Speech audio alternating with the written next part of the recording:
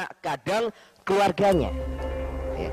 Wasahbihi, selamatkan juga para sahabatnya. Ya. Ku anfusakum wa alaikum naro, dari ancaman Allah yang berupa neraka. Jadi kita tinggal memilih, mau memilih nabi yang membawa syafaat atau mau memilih nabi yang membawa sholawat. Tinggal kita memilih, dan kita menawarkan kepada umat manusia, bukan menawarkan agama.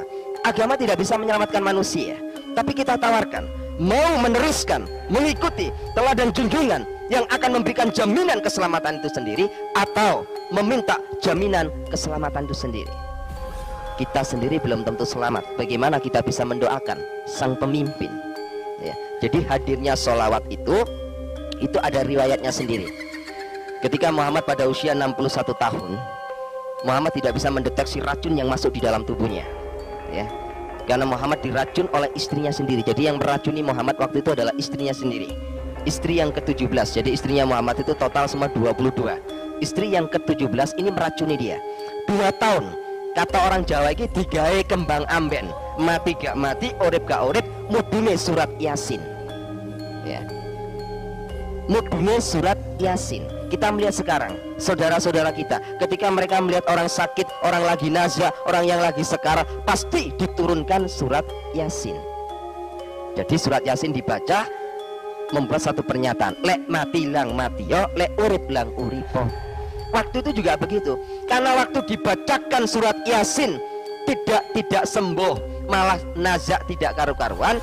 Akhirnya Muhammad mengumpulkan seluruh keluarga dan para sahabatnya untuk memberikan doa keselamatan supaya segera hari itu juga nyawanya dicabut. Nah, setelah diturunkan bahasa sholawat ini dengan kata-kata Allahumma sholli ala sayyidina Muhammadin wa ala ali sayyidina Muhammad, baru Muhammad meninggal. Ini satu hal yang paling terpenting yang perlu kita garis bawahi, supaya kita bisa memahami kekristenan yang kita bawa, agama yang kita bawa. Sebab kalau kita mempropagandakan bahwa agama kita ini paling benar, kita harus mempertanggungjawabkan kekristenan kita di tengah-tengah umat Islam ya. Kalau kita bisa melihat dalam Galatia 4, di sana jelas dikatakan ada 2 perempuan ya. Yang satu Hajar, yang satu Sarai. Harusnya ada 3 kan? Harusnya ada 3. Ada Sarai, ada Hajar, ada Keturah. Harusnya ada 3. Tapi di situ hanya ditulis 2. Dan Tuhan katakan 2 perempuan ini adalah perempuan ketentuan Allah ya. 2 perempuan ini adalah perempuan yang ditentukan. Yang satu dari perempuan merdeka, yang satu dari perempuan hamba. Kita ini adalah lahir dari perempuan-perempuan yang merdeka, bukan perempuan-perempuan hamba. Kita ini adalah anak-anak raja, tapi sanggupkah derajat anak raja itu kita pegang? Kita mengatakan bahwa kekristenan ini lebih baik dari agama orang lain. Kita akan uji. Kita akan uji mulai dari kita bangun pagi. Ketika adzan subuh dikumandangkan oleh mereka, yang menjadi pertanyaan kita, di manakah orang Kristen waktu ada adzan subuh? Tidur, kemulan selimut, ngorok. Bagaimana mungkin kalau kita mengatakan bahwa agama Kristen ini adalah agama yang lebih benar daripada agama Islam? Padahal ketika saudara kita di Bani Kedar mengumandangkan suara adzan subuh, orang-orang Kristen lagi tidur, tapi ngomong agama jarine luwe api. Ketika saya tanya jawab dengan seseorang Kristen, jawabannya ringan. Betul, ini jawabannya plesetan, cuma ringan, cuma konyol. Dia bilang, saya ibaratkan Pak, wong Kristen niki majikan, anak raja niku lak majikan. Tiang Islam niku kan anak hamba, pembantu.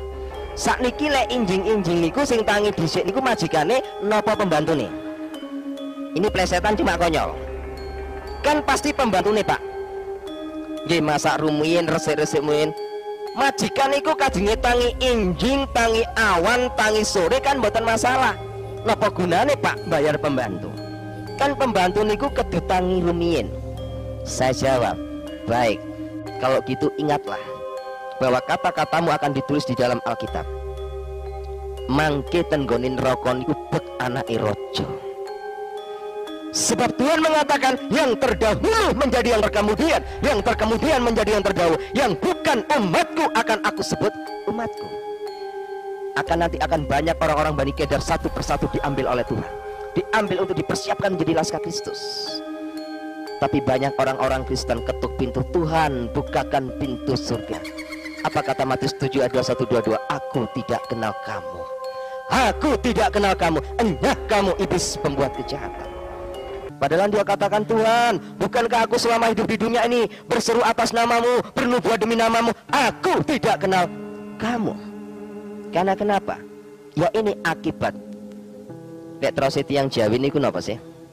Lele nduk, lek tangi aja kedisian petik kluruk ya. Engko rezekimu dicocok petik. Ojo petik kluruk mbono adzan subuh wong Kristen tambah kupingnya ditutupi. Gak wong-wong ula apa kok bro-bro ae sih. Wena ana wong turu ana wong bro-bro. Padahal subuh ini melambangkan bagaimana Yesus bangkit dari alam kubur. Di pagi-pagi buta Yesus sudah bangkit dari alam kubur. Sama tangga tendang Islam nopo kok sholat subuh. Yang Islam sholat subuh niku wonten rong perkara dasar. Kaping pisan, dasar yang diletakkan oleh orang Islam karena dia mengingat bagaimana Yesus Isa itu bangkit dari alam kubur, tepatnya itu pas subuh. Itu menurut iman keyakinan mereka. Kaping kali, tiang Islam niku nopo kok sholat subuh karena mereka yakin bahwa Yesus itu nanti akan datang ke muka bumi ini pada hari kiamat itu nanti tepat pada subuh. Dua masalah inilah yang membuat orang-orang Islam bangun dari tidurnya dan sujud menyembah di dalam sholat subuh. Lek tiang Islam niku saged menghargai kebangkitan Tuhan Yesus, saged kaweden karena sing jenenge Isa alaihissalam niki makin dugi ten dinten kiamat pas subuh. Kenapa kita sebagai anak-anaknya jauh daripada semuanya itu? Bapak Ibu Saudara yang terkasih, ada satu masalah yang terpenting ketika saya ada di Medina sana. Ada satu hal yang terpenting, bahwa orang-orang yang berangkat naik haji itu kalau pulang itu yang selalu dibawa adalah air zam-zam ya, itu sudah pasti air zam-zam itu nomor satu dibawa.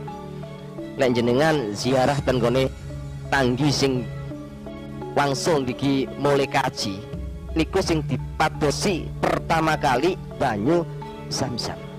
Namun yang menjadi permasalahan saat ini, adakah kebenaran di balik air zam-zam ini?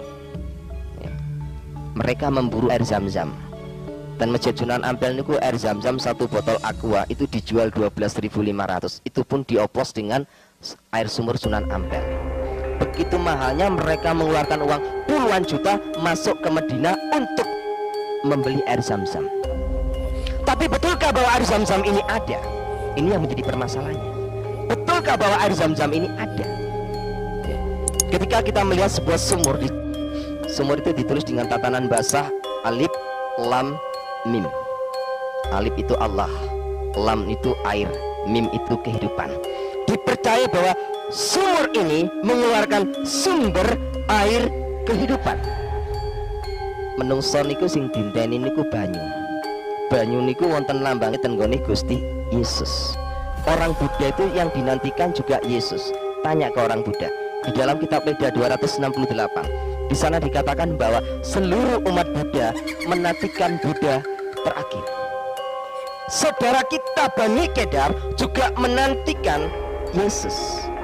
Di dalam surat Asy-Syukur 61 jelas di sana dikatakan, wa innahu la ilmu sya'ati fala tamtaruna wattabi'uni hada siratal mustaqim. Sesungguhnya Isa hakiman adilah, dia akan menjadi hakim yang adil ya, itu ada dalam surat Asy-Syukur 61, menjadi hakim yang adil. Fala tamtaruna wattabi'uni hada siratal mustaqim. Apa kata Isa di sana? Ikut aku ini jalan yang lurus.